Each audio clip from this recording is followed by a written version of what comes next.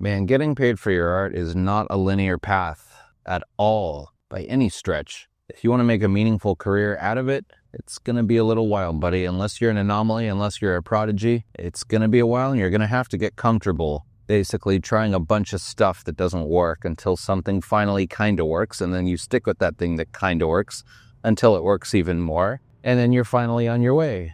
But alas, it's no easy path. But it's the one path so many of us in our hearts want to pursue more than anything else. And I get it because I'm in the same boat. There's something about us artists that more than anything needs to even express our deepest selves. And as an extra bonus, get paid for it. Of course, that's the goal, the dream. And I would 100% encourage every single one of you to go after it. And I would also caution every single one of you to manage your expectations dramatically, at least for a while. And understand there are many sleepless nights ahead of you if you want to really stand out. It just is what it is. It's a relentless grind. And it's so fun once it starts to pay off and once the recognition starts coming. And it will if you work hard enough and if you truly have a vision inside that needs to be shared and that there's an appetite for in this world. Which likely, if you dig deep enough, you will find something that people have an appetite for. An idea, a vision. Some people have to dig deeper than others, depending on where we've been in life. But I think if you dig deep enough, you'll find something worth sharing with the world. And I encourage you to look for it as best as you can. Never stop looking for it. And never stop looking for ways to try and turn that into income.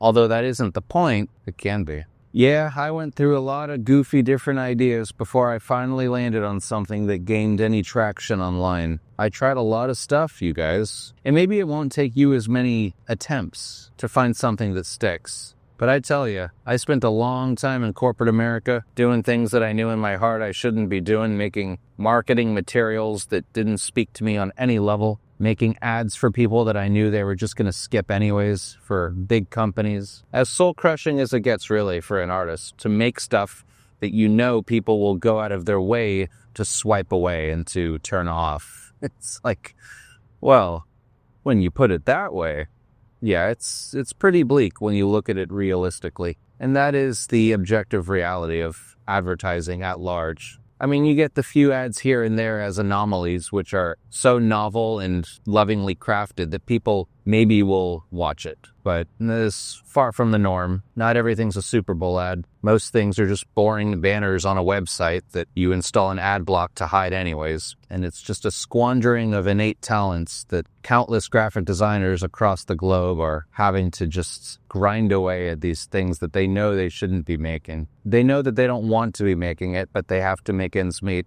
And I don't blame them a single bit, but I know it's not what they want to do. Now, if you really want to do something you truly love and make something that you truly love, it's gonna take work. And a lot of people don't want to put that work in. For so long, I didn't want to put that work in. I wanted it badly. I wanted the outcome. I wanted the fruits badly. Who doesn't?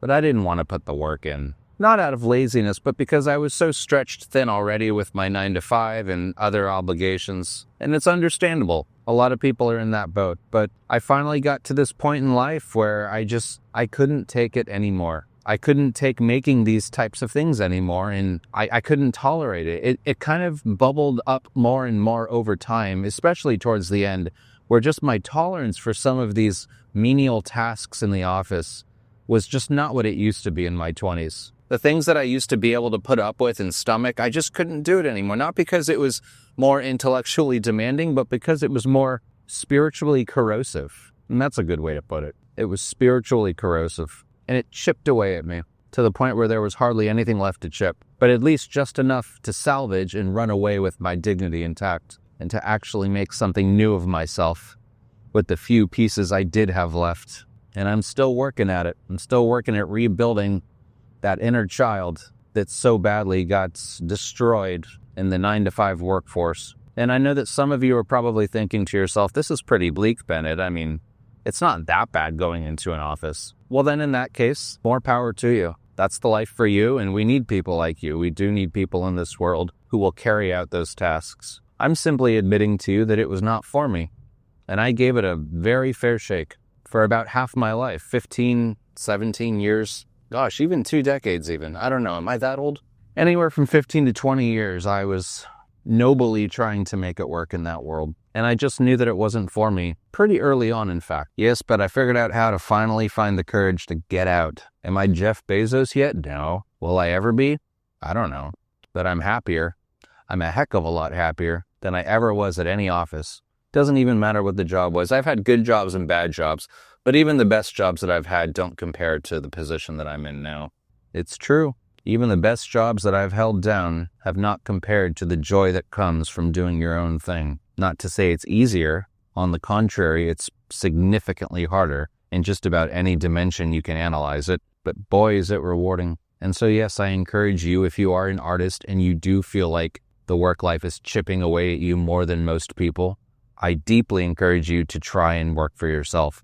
And I caution you that it is not easy, but it is so worth it. And here's the thing about AI that I really try and tell people about is that there is so much fun to be had with the tools once you get immersed in them and you start understanding the pros and the cons of each tool and what they can do and what they can't do, the interplay. Making art with AI is a lot of fun. And if you feel like that you're an artist and you haven't had the opportunity to actually express yourself as an artist in this life, now is the best time.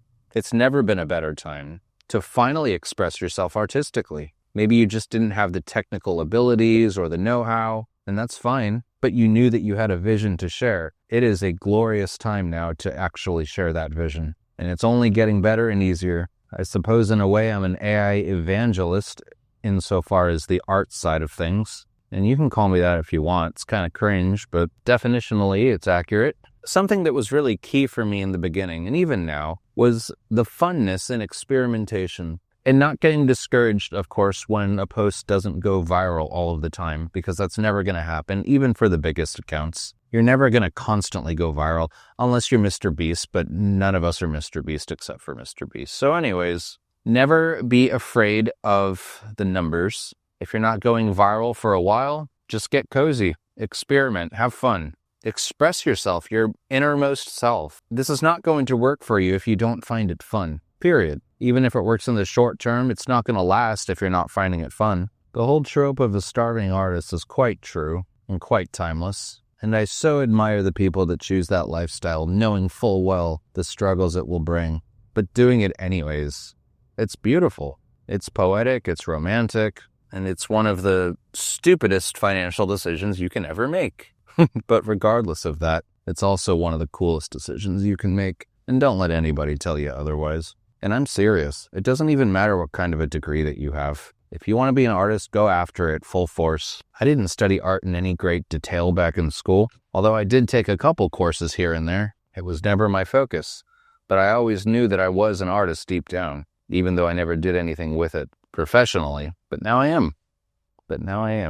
And I always have to remind myself of that, even on days when the numbers aren't really coming in and it's not quite clear where to take the business next. It's always therapeutic to remind myself that I'm doing exactly what I love, and this is exactly where I need to be. And I'll figure it out. I've always figured it out. And so will you. All right? All right. Peace.